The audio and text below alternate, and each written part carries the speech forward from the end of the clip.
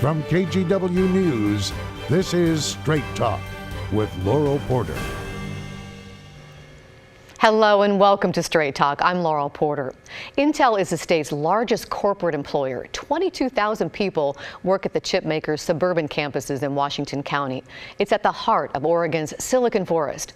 But when Intel announced it was planning a $20 billion expansion, that investment went to a state that starts with O, all right, but not Oregon. Ohio got the bid and the thousands of jobs that go with it. Here's President Biden at the State of the Union address last month, applauding Intel CEO's Pat Gelsinger for Intel's investment in Ohio.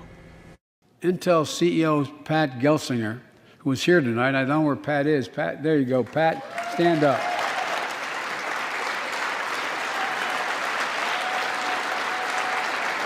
Pat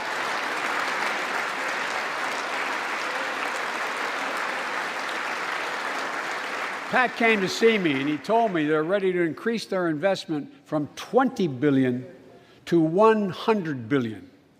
That would be the biggest investment in manufacturing in American history.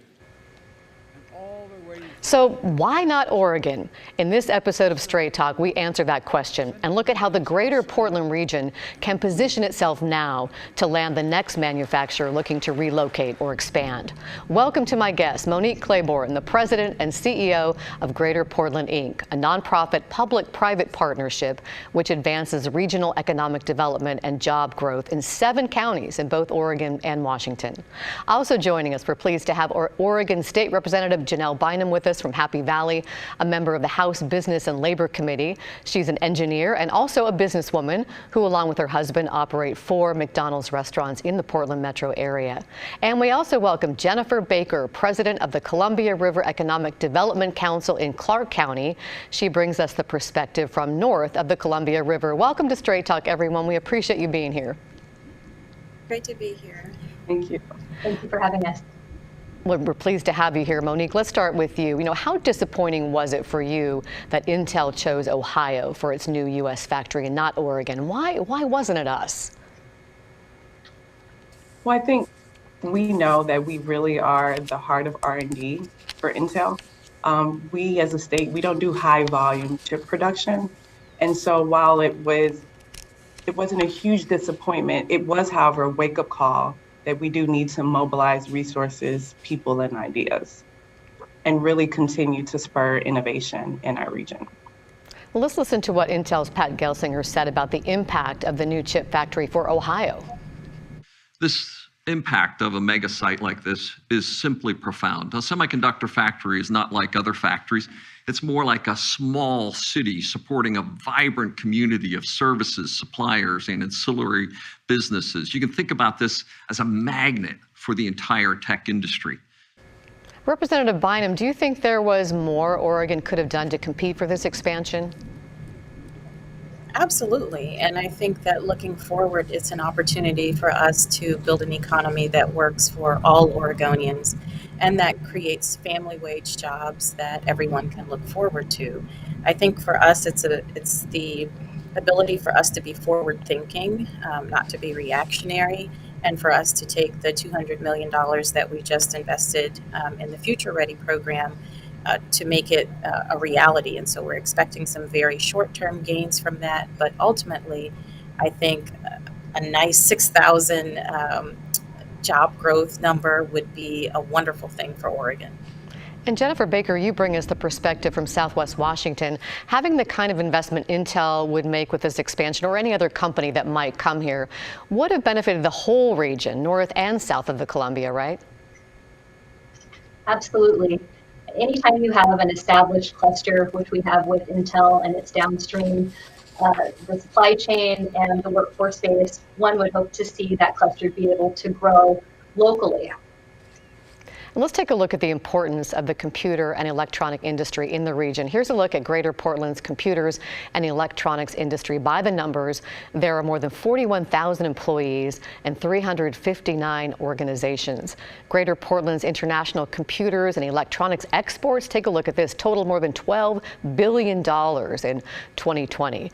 And STEM occupations made up nearly a quarter of the region's jobs, 24% in 2020. And now I'm going to show you a list of the largest computer and electronic firms in the region in both Oregon and Southwest Washington. As you look at these, there are a lot more of these as well. Monique, can you talk a little bit about how important manufacturing is to the industry, to the region?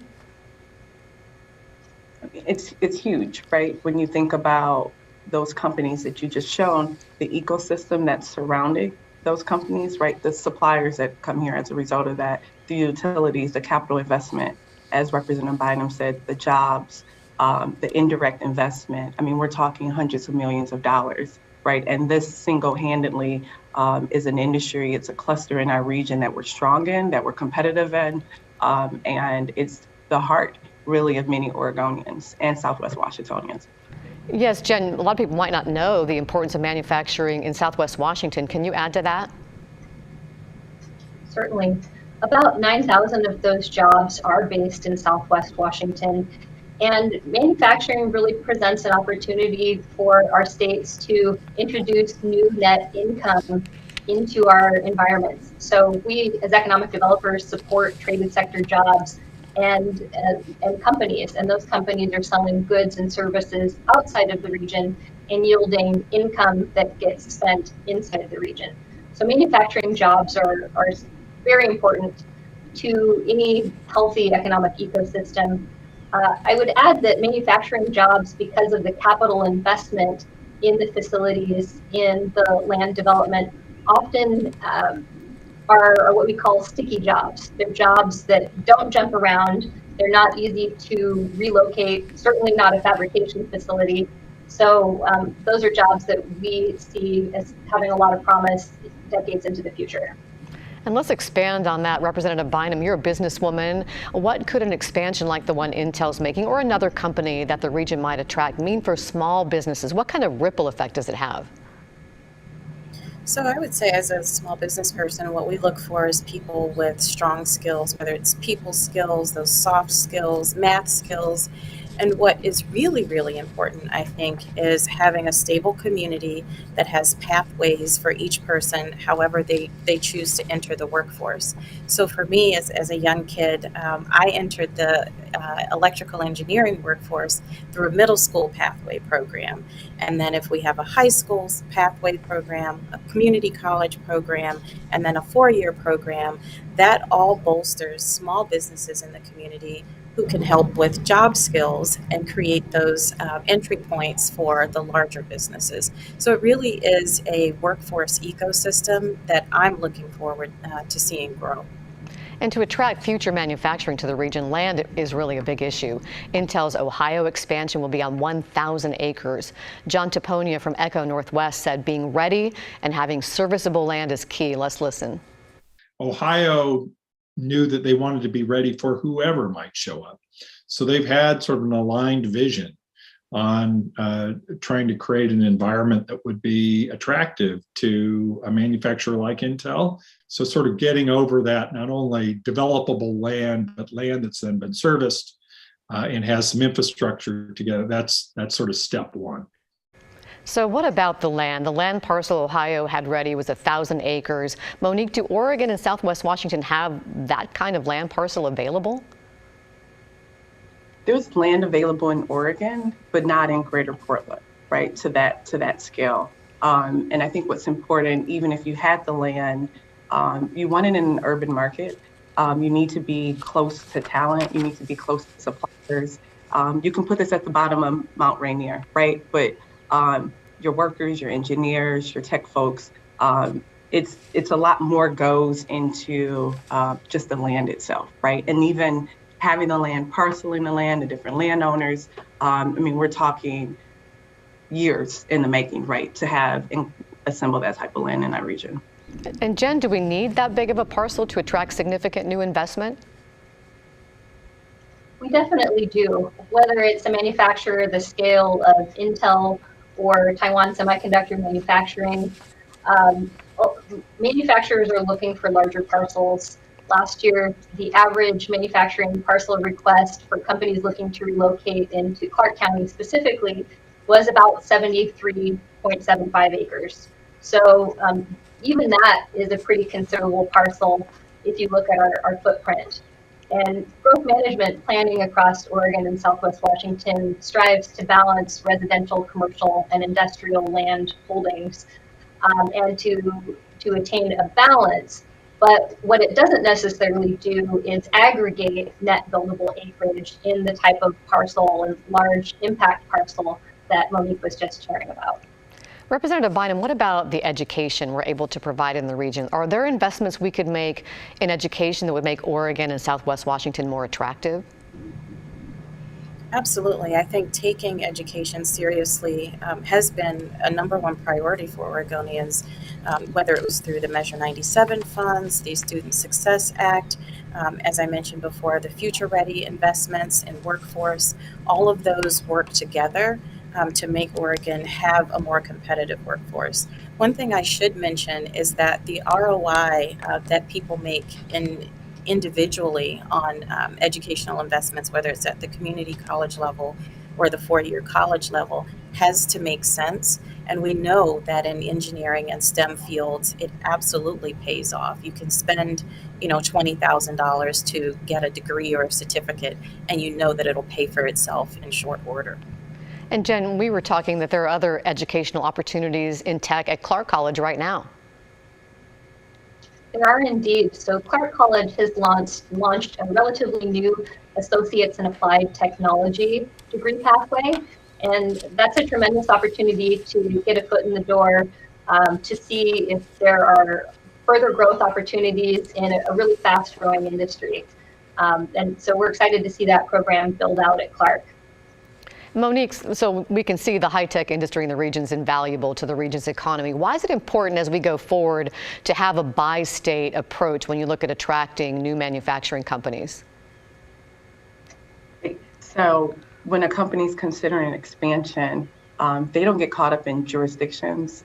Those are the lines that we, the people live here, pay attention to. They care about a region, right? And so we know that Vancouver and Portland are same communities, just a bridge separating them, right? And so it's important when we have a company here and they're interested in a region that we highlight across the state. There are different incentives, different tax credits. Washington has actually updated its incentives packages, and it targets semiconductor companies, right? And so for a company that's coming here and they're considering the region, we want to be able to highlight that as an option because we know the entire region benefits if they're in Vancouver versus if they're in Portland, right? And this year's State of the Economy report released by the Portland Business Alliance showed that of the 4 counties, Multnomah, Clackamas, Washington, and Clark counties, only Clark is showing growth. Jen Baker, what is Clark County doing that accounts for that growth? Well, a lot of the growth we see right now is really the result of planning efforts that took place 20 years ago or more. So a lot of people, when you drive over the bridge now, you see the Southwest Washington waterfront, the Vancouver waterfront, just cranes in the sky and new buildings and new quality of life amenities that have come to the waterfront. And people are curious, what's going on there? How did this come to be? And had there not been planning 20 years ago for dock reinforcements and sewer infrastructure and roadways put in place, then we wouldn't be seeing that type of activation now. Representative Bynum, is there anything Oregon and the region can learn from Clark County's success? Being intentional about success. One city I visited was Independence, Oregon, and they blew us out of the water with their visit because they were being intentional about the infrastructure. They were being intentional about housing, intentional about building out their downtown, supporting small businesses. It's all about what you put out there, what you say that you want, and the resources that you're willing to put behind it. And I think that's actually the job of the legislature, to listen, to hear the task force information that comes back and put the resources behind it so that we can put Oregon back on the map in the semiconductor industry or whatever industry we choose to invest in. And Monique, do you want to add to that? No, I think it's well said. Well, in a guest column in the Portland Tribune, Monique Claiborne wrote, Oregon has an opportunity to seize market share from both international and domestic players as small, mid-size, and large companies actively scout prospective U.S. manufacturing sites. We have to bid adieu to passive and complacent approaches to pursuing original equipment manufacturers called OEMs and suppliers. She also said we must act urgently. And when we come back, we'll take a look at what Oregon and Washington are doing to attract new manufacturing investments and what opportunities might be ahead in this election year. We're back in 2 minutes.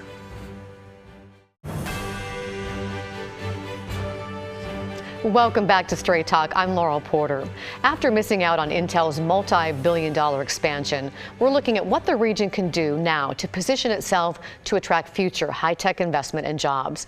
Welcome once again to our panel, the CEO of Greater Portland, Inc., Monique Claiborne, the president of the Columbia River Economic Development Council, Jennifer Baker, and Oregon State Representative Janelle Bynum. Thanks again, everyone, for being here. So let's talk about what can we do now. There's a market demand and also national policy and federal incentives for chip industry investment and expansion. And now both Oregon Senators Wyden and Merkley, along with Governor Brown and Congresswoman Bonamici, have announced a new Oregon Semiconductor Competitiveness Task Force. And Monique, you're on this task force. What's the first task? What are you doing? First task is really looking at the current status, diving into the problem statement and understanding clarity around what the future state is, right? And what's the number one thing that you think we can do to attract new business? There are a number of different things that we can do, and specifically what this task force is focusing on: land, workforce development, tax incentives, regulations, research, supply chains.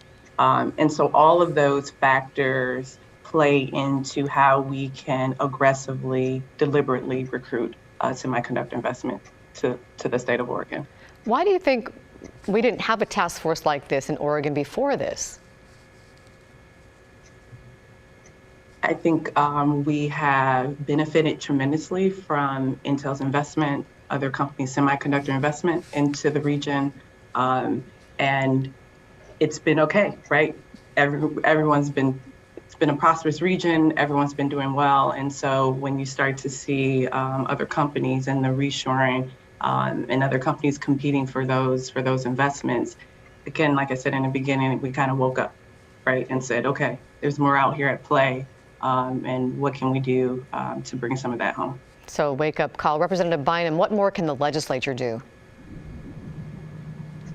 As I mentioned before, I think it's being intentional about the businesses that we want to attract to Oregon. It's been very clear to me in my time in the legislature that we want businesses that pay solid wages, that provide people a steady income, that provide benefits, that also contribute positively to our environment. We're not interested in businesses that pollute or have a detrimental health impact in our communities. So it really is about the intentionality of the legislature and being a very welcoming business environment. And I think, quite honestly, we have a little bit of work to do there. So this was a really good wake-up call to say, okay, what does Oregon look like compared to other states around the country in terms of its business environment and its willingness to grow the current industries that it's really profited from here so well. And let's talk about Washington. The Washington legislative session just wrapped up, as did Oregon's. Jen Baker, what are you hoping from lawmakers for the next session? Well, I was really pleased in this past session to see a small amount of money set aside for site improvements. So it was about $2.5 million to help bring sites that are not quite ready to host businesses online. And I think there is a ton more opportunity to reinforce our investment in infrastructure, whether that is roadways, site readiness, or the electrical power grid. I think sometimes we tend to believe in the Great Pacific Northwest that we have an unlimited supply of electricity. And as we continue to grow as a region, and we're pursuing different climate goals and green energy offsets, we really need to pay attention to what that power landscape looks like and opportunity knocks for us to be able to make further investment. One of the things Ohio did well, we heard, to seal the deal with Intel is they built personal relationships. They really lobbied Intel. Some people said that they got to know their drink orders. Will you tell us more about that, Monique, and what Oregon could do better in that regard? I think we can use that as a blueprint, right? We can get our governor involved. We can get our legislators involved. We can get private sector further involved in recruiting this investment to the region. I'd like that Representative Biden keeps mentioning it's about intentionality. And Monique, what new manufacturing opportunities might be in the pipelines that Oregon and Southwest Washington might be able to attract? We have a number of projects that Greater Portland Inc. is currently working, but they're in pause right now because we're waiting for the $52 billion CHIPS Act to pass from Congress. What about tax incentives and things like that? There are some incentives that at least the state of Oregon could review. I'm overseeing a subcommittee with the task force. What we've seen now, other states have updated their tax credits and incentives portfolio. Washington has done that. Ohio passed a new mega projects for their incentives for the Intel project. Texas has incentives. Arizona, they've updated their incentives. And so when I look at the task force and the subcommittee that I'm working on is what can we do, what recommendations can we make in updating the incentives that drive semiconductor projects to the region?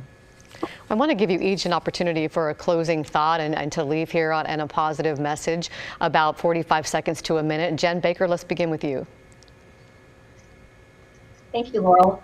We really have the opportunity as a region right now to mobilize the CHIPS Act in the U.S. Senate, the America Competes Act in the House, with our strong leadership of Senator Wyden and Senator Cantwell. We need to prioritize. We need to look at where we can reinforce the existing industry base and retain what we have. Some of the supply chain is working on aged infrastructure, and we have an opportunity to work with companies to try to bring a piece of that CHIPS Act money here to the region, to update manufacturing facilities, update the power grid. And I think unless we have a very coordinated effort, there will be states who coordinate around us. And Representative Bynum. So I'm super excited about the opportunity for our kids and our young adults and our returning workforce members to get a piece of this. As I was a young kid growing up wanting to be an engineer, I thought I would do it at starting around age 11. And so the excitement that kids can look forward to a strong, stable career where they can live in Oregon, they're born here, they can raise their families here. That is exciting to me. The $200 million that the legislature just put aside for the future-ready workforce investments, super excited about that. And I'm looking to roll up my sleeves and grow future engineers here in Oregon. That sounds like a great plan. And Monique Claiborne, about 45 seconds. It's a big election year for the state of Oregon, and the decision starts at the top. And so I would consider the slate of candidates currently running for gubernatorial office right now and decide, as it impacts semiconductor companies, who's willing to come out and recruit and know the drink orders, right, of those companies that are looking to expand their footprint. I want to thank our esteemed panel, Representative Janelle Bynum, Monique Claiborne, and Jennifer Baker. It's been a pleasure to have you here. I'd like to continue the conversation. And before we go, we wanted to take a moment to recognize the passing of a longtime journalist here at KGW. Floyd McKay was KGW's political and news analyst from 1970 to 1987, during some of the most tumultuous times of the last century. In that time, he reported on racial and social divisions, an increasingly polarized political culture, and troubling world affairs, including traveling to Israel to humanize the ongoing conflict in the war-torn region. He called it like he saw it, but always with the facts and the truth behind him. Floyd McKay died earlier this month. He was 86 years old. We strive every day to honor his legacy and continue being the strong voice for the people here on Straight Talk. And thank you for watching. We'll see you next week for Straight Talk. Have a great week.